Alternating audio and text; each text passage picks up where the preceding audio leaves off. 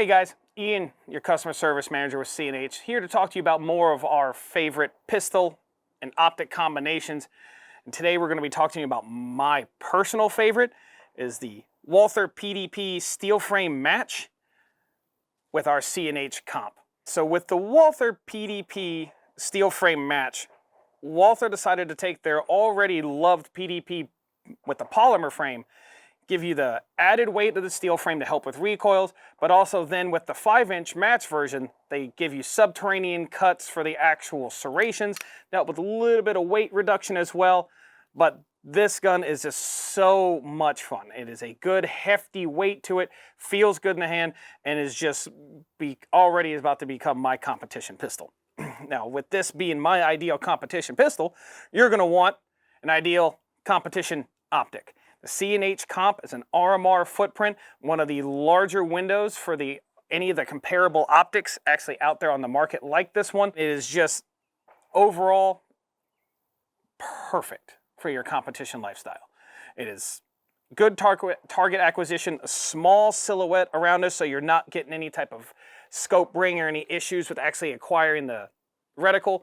It is available in red 3 MOA, green 3 MOA, and then a multi-reticle option that goes with a 3 MOA dot and a 32 MOA circle with combinations of circle and dot, just circle, just dot. So as with everything, safety is always first. Before we do any installation, we want to make sure our firearm is safe.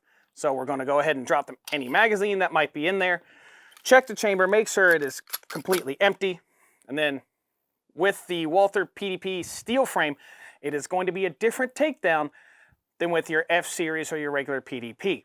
So with this, you're going to lock the slide to the rear, and then again with this retaining arm, push up, let go of the slide, pull the trigger, slide it off. Just to give you reference, this is why I like to take off the spring and barrel, because this thing just rolls all over the place with the littlest touch. So I always like to remove it, and now I have a much sturdier platform. So normally your next step would be removing the cover plate and then cleaning the area with acetone to get any oil or debris out of the way. We've already done that. With the PDP steel frame, it's real simple. 2 screws on the cover plate that would line up there and there. Turn left till they come off. There you go.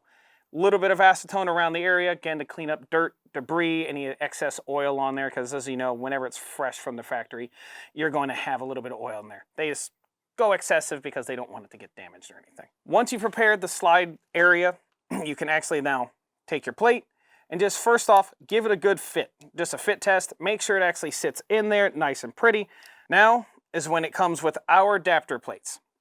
So for the C&H comp, we would need our PDP 2.0 to an RMR footprint adapter plate. I am using the Walther PDP 2.0 RSH plate. This one does utilize our patented T-nuts. So first thing is to put the T-nuts through the bottom of the plate, so that way they'll be sticking through the top like so. I find the easiest way to actually get this onto the slide safely and without dropping anything is pick up the slide, invert it, put it in place, and then flip it back over. Just like as if you're trying to flip an omelet or a pancake out of something. Now, you're going to want to mount the plate using the provided M3 by 6 millimeter screws that we use. All of our screws come with thread locker already on them, but it is a good practice to just put a little extra dab on there, just a little bit.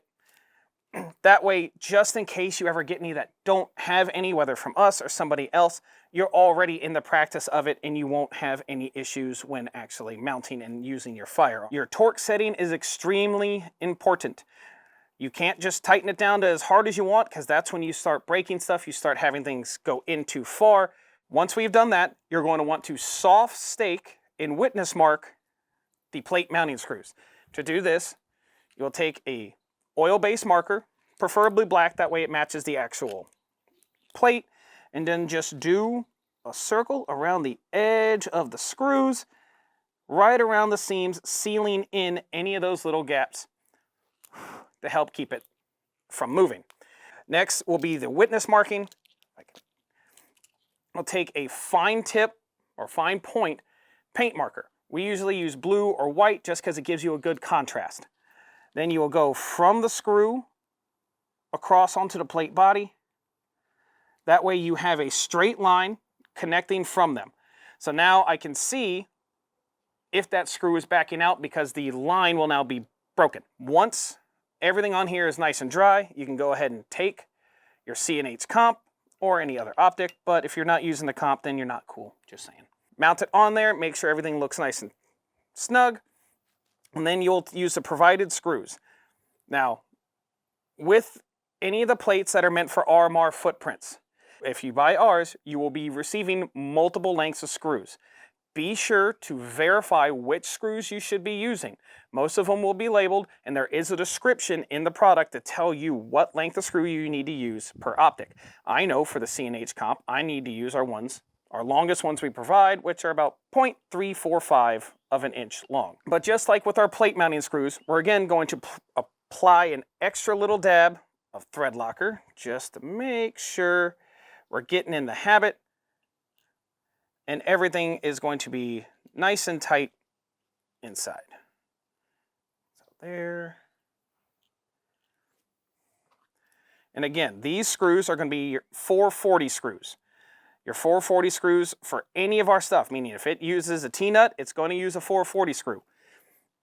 You would want to then torque it down. It's the same that we did with the plate mounting screws for this plate. Final step for these is, again, same thing we did with the plate. Oil-based paint marker. Let's give a little bit around the edge of the screw as much as we can. There. Give it a chance to dry, and then we take your fine point paint marker, and again, just making a line from the screw to the body of the optic. That way you can tell if it is broken, and if the line is broken, your screws are backing out. If that's happening, retighten or contact us if you have any questions. Now that everything's been actually properly torqued, staked, and witness marked, we can go ahead and start putting it back together. Make sure you're using all the parts that you already took out, because nobody likes playing Hands Across America at the range when something goes flying off because you didn't put it back together right. So put the barrel and then the guide rod spring back in. Then you'll light up the grooves on the slide with the grooves on the frame. Come back, lock it into place, put that arm down, let it go forward. Again, always check the chamber, make sure it's safe, pull the trigger, slide back, forward, let off on the trigger till it resets, pull again, function check complete, and now we get to go shoot it.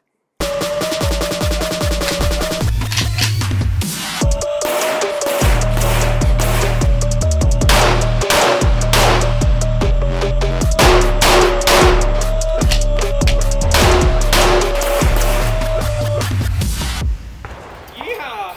I'm at a loss for words. I've had guns that I like shooting for competitions that I always tweak something. I put a compensator, I change out the actual trigger, I'll change out the spring for a different weight, I'll add flared mag wells, you name it. Only thing I will do to this gun is put an optic on it. C&H Comp, our Walther PDP 2.0 direct mount optic, you name it, I'd put it on there. This is meant for the competition lifestyle. Everything on it is streamlined, smooth, and just feels like you are doing everything right. The comp, I can't say enough about it. I own 3 of these things. I have paid my money at my work to buy 3 of these, and I still want more. Every single one that we come out with, whether it's the green, the multi-reticle, or anything like that, I am a wholehearted supporter of not only the firearm, but the optic. Well, with that being said, guys, thank you for watching this video. We will be coming to you with more of our favorite pistol and optic combinations. And until then, see you later.